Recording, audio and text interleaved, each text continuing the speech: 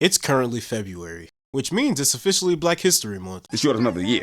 I try my best to keep it no secret on here that I'm obviously black. I also make it no secret that I'm a huge ass nerd! I love film, anime, cartoons, sports, and most notably for this video, comic books. I've been reading them for like 15 years now, but I legitimately had to pause working on the video I've been working on recently because something's kind of been bothering me. It's quite literally been over 1,000 days since DC Comics has published an ongoing comic book starring a black lead. And that's genuinely so crazy to me, because DC has one of the deepest rosters of black superheroes in the entire industry. Characters with deep and complex histories and massive storytelling potential. I mean, Mr. Terrific was arguably the standout in Superman last summer, and all he got out of it was a miniseries. So why is it that POC characters seemingly have to work twice as hard as some of their counterparts? And why is it that the black heroes only seem to get the chance to really come out and play only during Black History Month related one-shots? If you've been enjoying this and my other content, maybe consider liking and subscribing. It's truly the best way to help this channel grow and reach more people. Anyways, back to your regularly scheduled programming. Honestly, maybe the clearest example for this whole issue right now is a DC hero with maybe some of the most potential out there. Static. Yes, his name's Static, not Static Shock. Static, also known as Virgil Hawkins, is probably not just one of the most important black superheroes, but just heroes in general. Not because he's the strongest or the smartest, but because he's relatable. You could honestly say that for a lot of Milestone's original lineup of characters in the 90s, but especially for me in Static's case, he was relatable because he was a black nerd like me. He was awkward, he cracked jokes when he was nervous, he messed up a lot, he got scared, doubted himself. But on top of that, he was a black kid growing up in the city, dealing with really realistic issues. Gang violence, systemic racism, police tension, and poverty. A lot of issues that still exist to this day, to the point that some of his most recent stories still touch on them. I mean, if you look at his origin story in any version, it always shows him getting his powers from police brutality, whether that's at a gang rally or a peaceful protest. Static wasn't just about a kid that got superpowers though, it was about authenticity. Obviously, I wasn't alive in the 90s, so like a lot of people, my introduction to the character was from his show from the 2000s.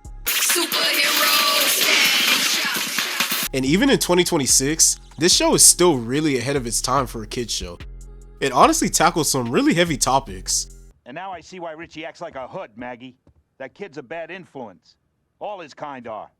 Well, you got what you wanted, Dad. My best friend's gone because of you and your stupid racism. I hate you! At least for me, it was definitely my first time seeing anything like that really tackled in animation growing up. Also, he was friends with Batman, so that's a plus. But this was a show that didn't talk down to its viewers. And that's why Static resonated so deeply for a lot of us. He felt reachable, like somebody you could actually know in real life. And that connection folks made with Static lasted to this day. People still love Static, and are still hounding to see more of him. His relevance hasn't faded. He just has really complicated rights issues. And a distributor that unfortunately really doesn't seem to care all that much about him. Him and honestly the rest of Milestone's catalog of heroes. In 1993, Milestone Media was founded by Dwayne McDuffie, Dennis Cowens, Michael Davis, and Derek T. Dingle. Their goal wasn't just to create more black superheroes though. It was to tell authentic stories that reflected the real world and showed true representation in a way mainstream comics simply weren't at the time. Distributed with the help of DC Comics, Milestone Media's initial lineup of comics dealt with actual issues that were going on in the real world at the time, through the use of those standard superhero archetypes you've all come to know and love, but updating them for the current times. At the center of all of this was Dwayne McDuffie though, one of my biggest role models, but also one of the most important writers, not just in comics, but animation as well.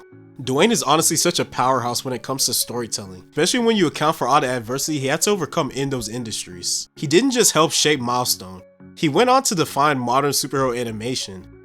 From Justice League Unlimited, to Teen Titans, Ben 10, obviously Static Shock, and so many more. His work is honestly a massive reason as to why myself, and probably a whole bunch of other kids, fell in love with DC Comics to begin with. But after Milestone's initial run ended around the late 90s, the heroes of Milestone kinda got stuck in perpetual limbo, on and off being integrated into the main DC universe. And after Dwayne McDuffie's tragic death in 2011, the rights to these characters got even more tied up in more legal agreements and ownership issues. In 2020, after figuring out some stuff with McDuffie's estate, the remaining Milestone founders in DC released the Milestone Returns Initiative, bringing back Static, Icon, Rocket, Hardware, and the rest of the Milestone heroes for modern times. The books, at least the ones that I kept up with, were all really great in their own rights, some even critically acclaimed. But slowly but surely, that initiative kinda started to trickle away again, with the books just seemingly getting pushed less and less each year. Unfortunately, that's kind of a pattern with POC heroes, because these characters don't lack quality. They lack the institutional support and trust that they need.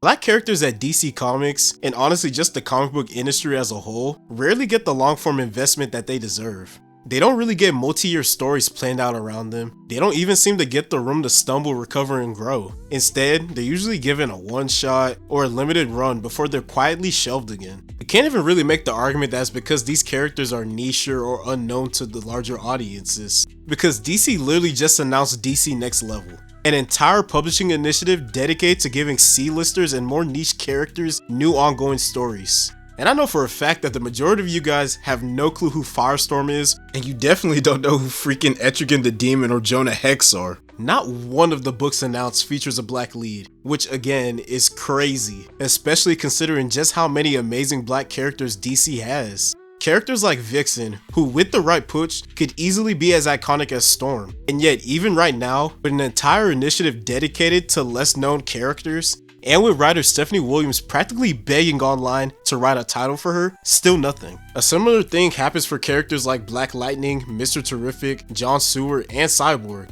given solid to great miniseries from time to time, but no ongoings. Instead, just relegating them back to being on team books. And I mean, one-shots and miniseries aren't inherently bad, but when that's the ceiling instead of a starting point, that's a problem.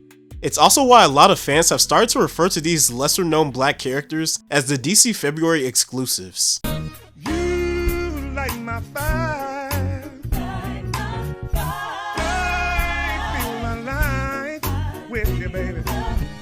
Because every year during Black History Month, we see a sudden spike in one-shots starring these black heroes, followed by another long silence. Kinda ironically, this February, Static actually did reappear in mainline DC Comics for the first time in like a minute, and seemingly the rest of Milestone Media's characters aren't far behind him, with the announcement of the new history of the DC Universe, The Dakota Incident, dropping February 25th. But this book isn't just a regular story though, it's a metric. Creators who worked on the book basically confirmed that its sales will likely determine whether we see more of Static and the Milestone heroes anytime soon. Look man, I love DC Comics. If you've watched my channel for more than 5 minutes, that should be obvious. These characters, their stories, this universe, they mean a lot to me. But loving something doesn't mean pretending it's perfect. It means wanting it to be better and actually voicing your opinion on it. Because with just the right push, Static could easily be one of the biggest heroes in the world. Honestly, you could say that about a lot of these heroes if they were just given the opportunity, patience, and long-term investment they deserve. But especially in Static's case, all it would take is one big project. Animated series, a new movie, a true commitment to an ongoing book with an actual push behind it. Something that actually lets him exist in the cultural spotlight again the way he deserves. He could really easily reach that Miles Morales level of mainstream recognition, which is honestly kind of ironic because Miles Morales probably doesn't exist to begin with without Static. And I know the corporate publishing world is overly complicated for some reason, but none of that changes the fact that these characters matter, their stories matter, and their audiences are here and waiting. They don't need yearly February spotlights, they deserve permanent seats at the table. Thanks for watching.